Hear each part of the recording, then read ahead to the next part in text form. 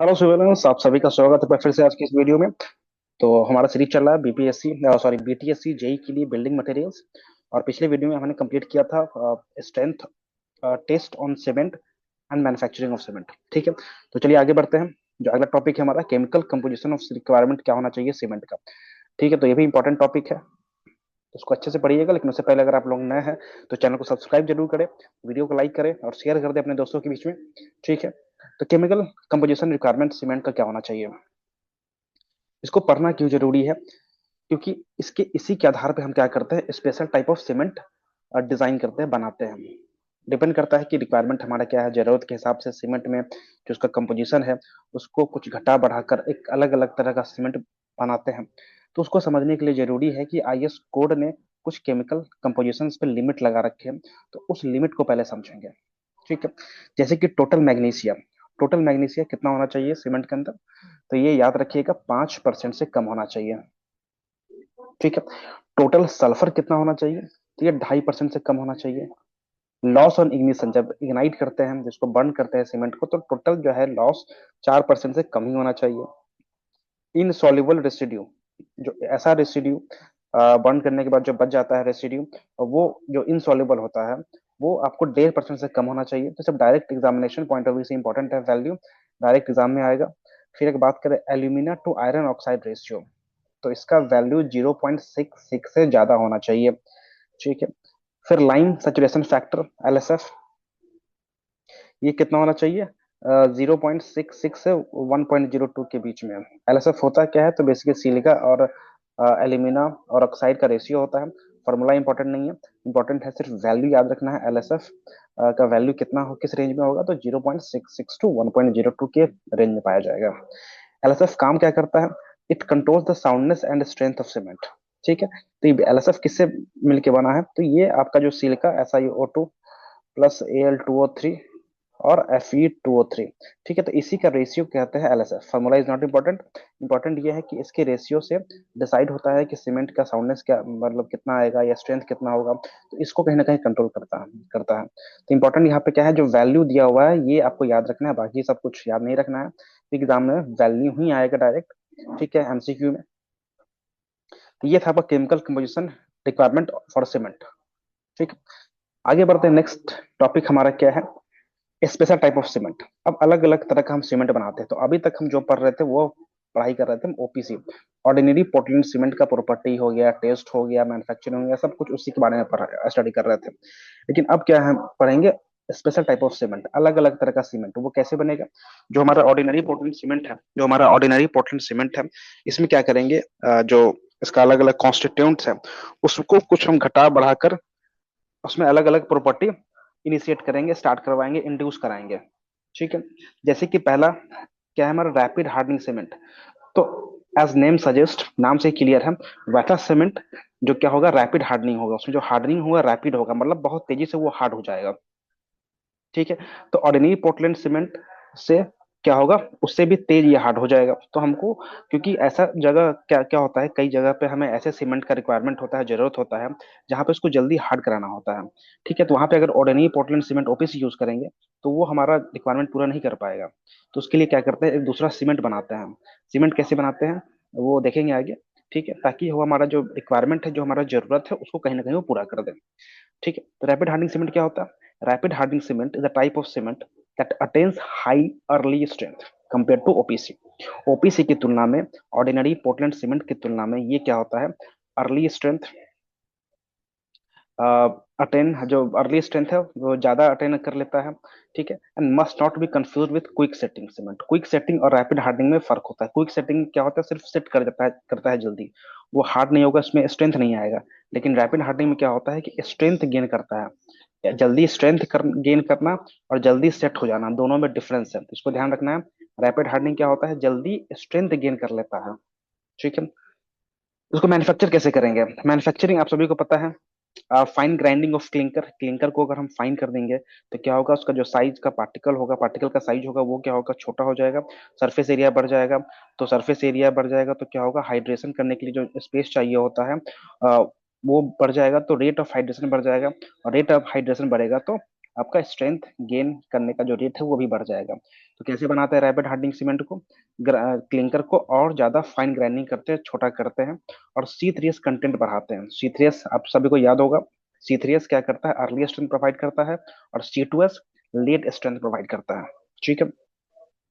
Specific area लगभग 3250 centimetre square पर ग्राम ज्यादा होना चाहिए, और ओपीसी का कितना था? 2250 था।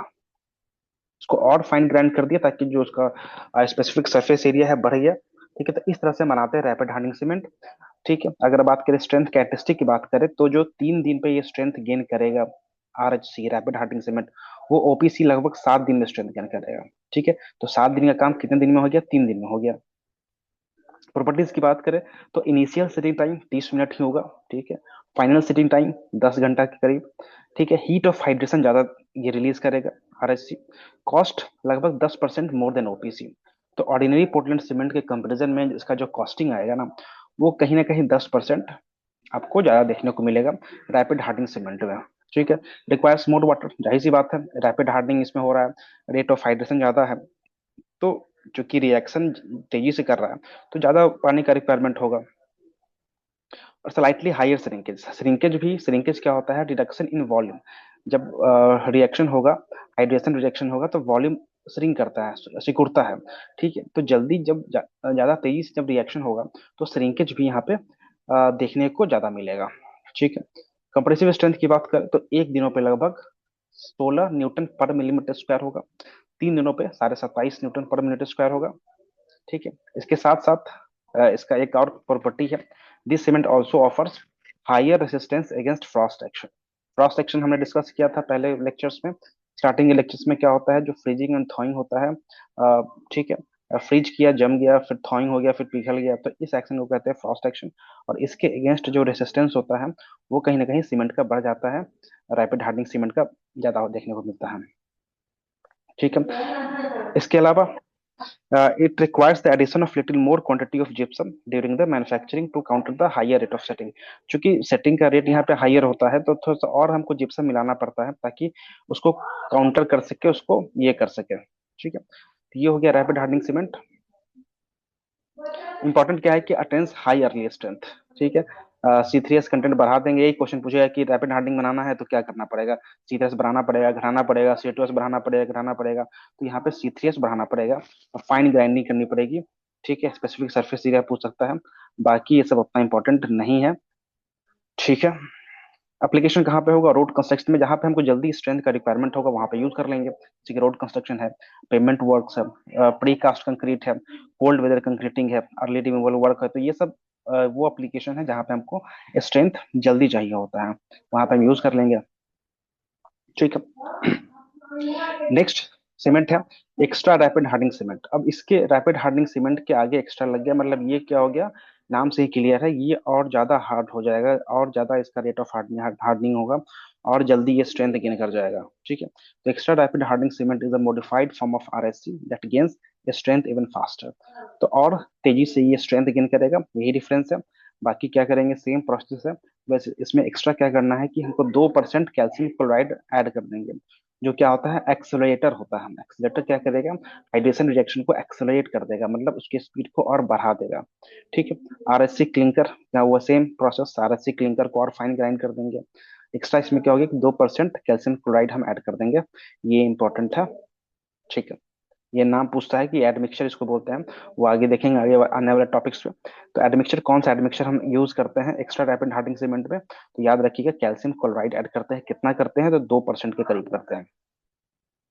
ठीक है, स्ट्रेंथ गेन की अगर हम बात करें तो 1 day strength is 25%, 1 day strength is 25%, and 7 day strength is 10 to 15% higher than RHCM। तो रैपिड हार्डनिंग सीमेंट क्या होता है? Rapid hardening cement, rapid hardening cement के कंपैरिजन में अगर हम एक दिन का स्ट्रेंथ की तुलना करें तो 25% ज्यादा होता है, और 7 दिन स्ट्रेंथ कितना होता है? 10 से 15% हाइयर होता है।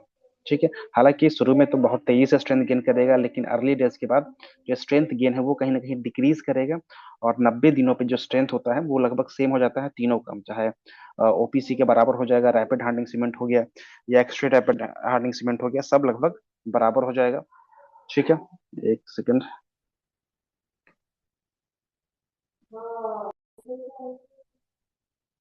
ठीक है।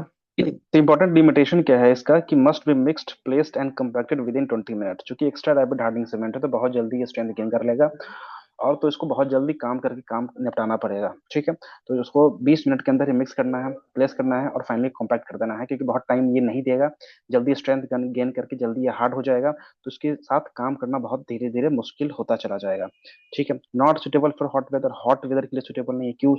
क्यों सुटेबल नहीं है? क्योंकि हॉट वेदर में क्या होता है, रेट ऑफ हाइड्रेशन ज्यादा होगा, जो आपका रिएक्शन का जो रेट होता है वो ज्यादा होगा। तो जल्दी, एक तो already extra rapid hardening cement है, ऑलरेडी जो इसका स्पीड है हाइड्रेशन रिएक्शन का वो ज्यादा है, अगर टेम्परेचर ज्यादा होगा तो वो रेट और बढ़ जाएगा। तो इसके लिए सुटेबल नहीं है। ये यूज करते हैं जो आरएचसी का था वही था सेम। कोल्ड वेदर है, टेम्परेचर बहुत कम है, तो वहां पे हम यूज कर लेंगे ताकि इसका रेट थोड़ा सा बढ़ जाए। इमरजेंसी रिपेयर वर्क कर रहे हैं, तुरंत हमको स्ट्रेंथ स्ट्रेंथ चाहिए, हार्डनिंग चाहिए, वहां पे यूज कर लेंगे। ठीक है, तो वो इसका लगभग सेम है जो आरएचसी का था। ठीक है। नेक्स्ट सीमेंट आई RST40 सीमेंट। तो ये सीमेंट एक पेटेंटेड सीमेंट है, पेटेंट कराया गया है इसका फार्मूला। और किसके द्वारा? तो रेलवे के द्वारा। It is a special type of cement manufactured by Indian railways to be used for the construction of railway sleepers. तो खासकर पर्टिकुलरली रेलवे स्लीपर्स के को कंस्ट्रक्ट करने के लिए, कंस्ट्रक्शन के लिए इंडियन रेलवे ने इस सीमेंट को पेटेंट करा रखा है। इसको कोई और यूज नहीं कर सकता, कोई और बना नहीं सकता है। ठीक है। क्या इसमें करता है? It is produced by finally grinding the cement clinkers and increasing the proportion of C3H। तो सेम प्रोपोर्शन है बेसिकली, ये भी एक रैपिड हार्डनिंग सीमेंट ही है। अब एग्जैक्टली क्या है, चूंकि ये इन्होंने डिस्क्लोज नहीं किया है, बताया नहीं है किसी को, तो बहुत पता नहीं है। लेकिन चूंकि ये भी रैपिड हार्डनिंग सीमेंट के कैटेगरी में ही आता है, जल्दी सेट होता है, जल्दी स्ट्रेंथ गेन करता है, तो प्रोसेस लगभग सेम रहेगा। सीमेंट क्लिंकर्स को हम और ज्यादा ग्राइंड करेंगे, इसको फाइन ग्राइंडिंग करेंगे ताकि रेट ऑफ हाइड्रेशन बढ़ सके। C3H का जो प्रोपोर्शन है उसको इंक्रीज करेंगे। ठीक है। नेक्स्ट सीमेंट है quick setting cement, QSC। Quick setting cement और रैपिड हार्डनिंग सीमेंट में फर्क हमने पहले देख लिया है था। क्विक सेटिंग सीमेंट क्या है, जल्दी सेट करेगा, स्ट्रेंथ गेन करेगा कोई जरूरी नहीं, लेकिन सेट जरूर कर जाएगा। लेकिन रैपिड हार्डनिंग में क्या है कि सेट के साथ साथ स्ट्रेंथ भी गेन कर रहा था। ठीक है।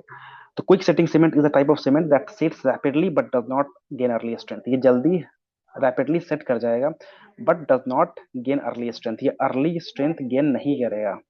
ठीक है।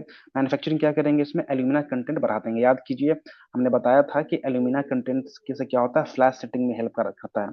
तो एल्यूमिना को बढ़ा देंगे, जिप्सम को कम कर देंगे। जिप्सम फ्लैश सेटिंग को रोकता है, एल्यूमिना फ्लैश सेटिंग को बढ़ाता है। हमको चाहिए क्विक सेटिंग सीमेंट, ऐसा सीमेंट जो जल्दी सेट हो जाए। तो एल्यूमिना को बढ़ाना पड़ेगा, जिप्सम को कम करना पड़ेगा। ठीक है।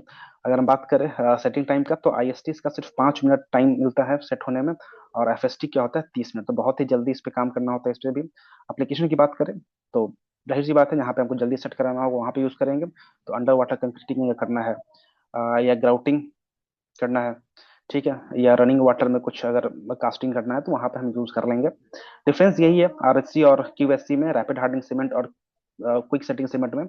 जो रैपिड हार्डनिंग सीमेंट है वो वहां यूज करते हैं जहाँ पे अर्ली स्ट्रेंथ का रिक्वायरमेंट होता है। QSC सिर्फ सेट होगा, स्ट्रेंथ गेन नहीं करेगा, उसको ध्यान में रखना है, बहुत ही इंपॉर्टेंट पॉइंट है। और RSC का जो नॉर्मल सेटिंग टाइम नॉर्मल होगा, लेकिन यहाँ पे बहुत ही फास्ट सेटिंग होगा, जैसे कि हमने देखा 5 मिनट और 30 मिनट। ठीक है। RSC का क्या होगा, 30 मिनट इनिशियल सेटिंग टाइम है, लेकिन यहाँ पे सिर्फ 5 मिनट है, यहाँ पे सिर्फ 5 मिनट है, यहाँ पे 30 मिनट है, तो बहुत ही डिफरेंस। ठीक है। नेक्स्ट सीमेंट है हमारा लो हिट सीमेंट, LHC। लो हिट नाम से क्लियर है, इसमें हीट क्या होगा, कम निकलेगा। तो ये लेस हीट प्रोड्यूस करेगा हाइड्रेशन के द्वारा OPC कंपैरिजन में। तो इसको बनाएंगे कैसे? लो हीट मतलब किस बॉक्स कंपाउंड का जो प्रोपोर्शन है वो इंक्रीज करेंगे, रिड्यूसिंग C3H एंड C3A। तो हमको C3S और C3A कम करना पड़ेगा। ठीक है, क्योंकि C3S और C3A रैपिड रैपिड इसमें गेन ऑफ स्ट्रेंथ होता है, इस कारण से हीट ऑफ हाइड्रेशन ज्यादा होता है। तो C2S में क्या होता है, अल्टीमेट स्ट्रेंथ के लिए रिस्पॉन्सिबल है, और जो हीट ऑफ हाइड्रेशन है वो कम होता है। इसीलिए C2S को यहाँ बढ़ा देंगे और बाकी C3S और C3A को हमको कम रखना होगा प्रोपोर्शन। तो हमारा हीट जो सीमेंट बनेगा उसको बोलेंगे लो हीट सीमेंट। ठीक है। तो 7 दिन का जो हीट ऑफ हाइड्रेशन होना चाहिए वो याद रखना है आपको, 65 कैलोरी पर ग्राम से कम होना चाहिए। 28 दिन में बात करें तो लगभग 75 कैलोरी पर ग्राम से कम होना चाहिए। प्रॉपर्टीज की बात करें, जाहिर सी बात है हीट ऑफ हाइड्रेशन कम है तो टेम्परेचर राइज कम देखने को मिलेगा, थर्मल क्रैकिंग नहीं होगा इसमें, स्ट्रेंथ गेन भी स्लो होगा क्योंकि अल्टीमेट स्ट्रेंथ के लिए रिस्पॉन्सिबल है। ठीक है, क्योंकि देखिए rate of hydration is directly proportional to heat of hydration. ठीक है, तो यहाँ पे क्या है कि हीट ऑफ हाइड्रेशन कम है, मतलब जो रिएक्शन है, जो हाइड्रेशन रिएक्शन होना चाहिए वो नहीं हो रहा है, वो बाद में जाकर होगा। तो स्ट्रेंथ गेन भी स्लो है, धीरे है, बाद में जाकर हमको स्ट्रेंथ मिलेगा। तो ड्यूरेबिलिटी हाई होता है।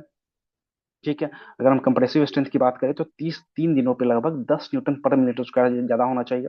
7 दिनों की बात करें तो 16 न्यूटन पर मिलीमीटर स्क्वायर ज्यादा होना चाहिए। 28 दिनों पे 35 न्यूटन पर मिलीमीटर ज्यादा होना चाहिए। ठीक है, अगर हम ली चैटलियर मेथड से अगर टेस्ट करेंगे तो याद होगा ली चैटलियर मेथड और ऑटोक्लेव टेस्ट हमने किया था जब हम सीमेंट के टेस्टिंग के बारे में स्टडी कर रहे थे, तो साउंडनेस टेस्ट इससे करते हैं। ली चैटलियर मेथड क्या करता है, जो एक्सपेंशन होता है must not be more than 10 millimetre. ठीक है, 10 मिलीमीटर से ज्यादा नहीं होना चाहिए। ऑटोक्लेव टेस्ट 0.8% से ज्यादा नहीं होना चाहिए। ये सब ऑलरेडी हम कर चुके हैं सीमेंट का जब हम टेस्ट भर रहे थे। ठीक है, आईएसटी की बात करें तो 60 मिनट से ज्यादा नहीं ज्यादा होना चाहिए, और एफएसटी 600 मिनट से कम होना चाहिए, मतलब 10 घंटे से कम होना चाहिए। ठीक है, एप्लीकेशन कहाँ पे, जहाँ पे मास कंक्रीटिंग, मास कंक्रीटिंग होगा, बहुत ज्यादा कंक्रीटिंग करना हो, जब हम डैम बनाते हैं, राफ्ट बनाते हैं या बहुत बड़ा फाउंडेशन बनाते हैं, तो वहाँ पे क्या है बहुत सारा कंक्रीट यूज करना होता है, तो उसको हमको यूज करने में ही टाइम लग जाता है। तो हमको चाहिए कि अभी हम तुरंत, हमको स्ट्रेंथ नहीं चाहिए, उसमें स्ट्रेंथ चाहिए हमको कुछ देर बाद, ठीक, कुछ टाइम के बाद, इसलिए तो हम वहाँ पे हम यूज कर लेते हैं।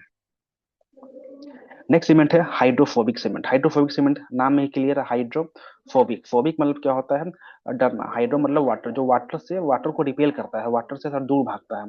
जो इसके सीमेंट के पार्टिकल्स है वाटर से को रिपेल करते हैं, जो दूर भागते हैं, उसको बोलते हैं हाइड्रोफोबिक सीमेंट। तो क्या करना होगा इसमें, कुछ नहीं करना है, बहुत ही आसान है। हाइड्रोफोबिक सीमेंट उस वक्त उस टाइप का सीमेंट है जिसपे क्या है, एक वाटर रिपेलेंट सब्सटेंस, मतलब उसके पार्टिकल पे एक कोट हो जाए, जैसे सीमेंट पार्टिकल है तो उसके ऊपर क्या होता है, एक वाटर रिपेलेंट सब्सटेंस का कोटिंग कर दिया जाता है, ताकि पानी इस पे आए तो इससे रिपेल करे। ठीक है, रिपेल करे ताकि अर्ली हाइड्रेशन ना हो सके। इसमें क्या करेंगे, कैसे बनाएंगे, जो क्लिंकर होगा, सीमेंट का क्लिंकर होगा, उसको ग्राइंड करेंगे। दो कंपोनेंट याद रखना है, दो एसिड याद रखना है, स्टेरिक एसिड और ओलिक एसिड। इसको मिला देंगे तो जो water repellent film forms around cement particle, तो सीमेंट के पार्टिकल के around water repellent film form हो जाएगा। हालांकि ये तो कुछ टाइम के लिए ही हाइड्रेशन को रोक के रखेगा, लेकिन जैसे ही इसको मिलाएंगे, हम स्टर करेंगे, तो जैसे ही ये फिल्म टूटा तो क्या होगा, रिएक्शन वापस से चालू हो जाएगा और ये नॉर्मल प्रोसेस की तरह एक्ट करने लगेगा। ठीक है, स्पेसिफिक सरफेस एरिया की बात करें तो 3500 सेंटीमीटर स्क्वायर पर ग्राम होता है। अर्ली स्ट्रेंथ इसमें कम होगा, जाहिर सी बात है, वाटर रिपेलेंट फिल्म है तो वो रोकेगा रेट ऑफ हाइड्रेशन प्रोसेस को, वाटर को दूर भगाएगा, इसलिए अर्ली स्ट्रेंथ लो है। लेकिन जैसे ही मिलाते हैं उसके बाद फिर से ये स्ट्रेंथ गेन करना स्टार्ट कर देता है। 28 दिन का जो स्ट्रेंथ होगा वो ओपीसी के बराबर होगा, मतलब स्ट्रेंथ में कोई इसमें अफेक्ट नहीं डालेगा।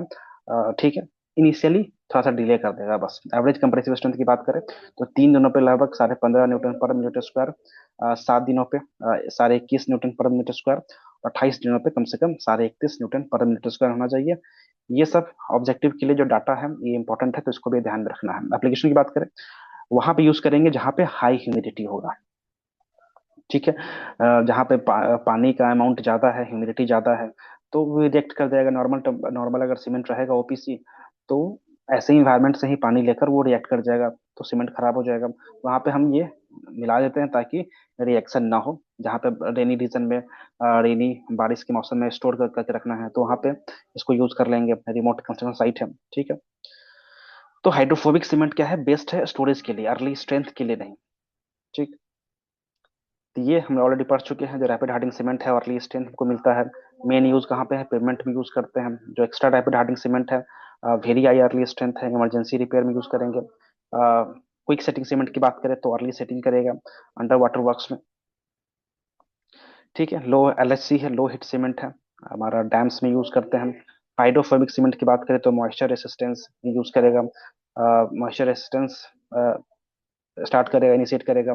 यूज कहाँ करेंगे, ह्यूमिड रीजन में। ठीक है, आते हैं practice question, practice MCQ. Rapid hardening cement gain strength mainly due to, rapid hardening cement हमने पढ़ा था, जो स्ट्रेंथ गेन करेगा कैसे करेगा, हायर C2S, रैपिड करना है ना तो C3S को बढ़ाना पड़ेगा, हायर C3S को बढ़ाना पड़ेगा। सी आंसर हो गया। Accelerator used in extra rapid hardening cement 2% calcium chloride, C. Which cement is suitable for dam construction, low heat cement, क्योंकि वहाँ पे अल्टीमेट स्ट्रेंथ हमको चाहिए, हीट ऑफ हाइड्रेशन कम निकलना चाहिए, ठीक है, ताकि ड्यूरेबिलिटी ज़्यादा हो, थर्मल क्रैकिंग कम हो, तो इसका हो गया लो heat cement. Initial setting time of quick setting cement is about, initial है ना, तो इनिशियल होगा आपका क्विक सेटिंग, ये सिर्फ 5 मिनट होगा, डी आंसर होगा। Hydrophobic cement is mainly use to, hydrophobic use करते हैं prevent moisture attack during storage, storage के टाइम में मॉइस्चर का अटैक ना हो, सीमेंट खराब ना हो, इसलिए वहां पे हम हाइड्रोफोबिक सीमेंट का इस्तेमाल करते हैं। Heat of hydration is minimum in, heat of hydration कहाँ पे होगा, एलएचसी, लो हीट सीमेंट, क्योंकि C2 ज्यादा होता है वहाँ पे, हीट ऑफ हाइड्रेशन कम होगा, अर्ली स्ट्रेंथ कम होगा, ठीक है। Which cement is not suitable for hot weather concreting, hot weather concreting में अगर हम extra rapid hardening cement use कर लेंगे तो दिक्कत हो जाएगा, टाइम बहुत कम मिलेगा उसको यूज करने में, ठीक है। तो ये था एमसीक्यू प्रैक्टिस। तो इस वीडियो में इतना ही रखते हैं, फिर आगे के जो टॉपिक्स है मेनली कुछ टाइप ऑफ रेसिस्टेंट, कुछ टाइप ऑफ सीमेंट बच गए हैं, उसको नेक्स्ट वीडियो में कंप्लीट कर लेंगे। इस वीडियो में इतना ही रखते हैं। आई होप कि वीडियो अच्छा लगा है तो वीडियो को लाइक करें, चैनल सब्सक्राइब करें। मिलते हैं नेक्स्ट वीडियो में, थैंक यू वेरी मच।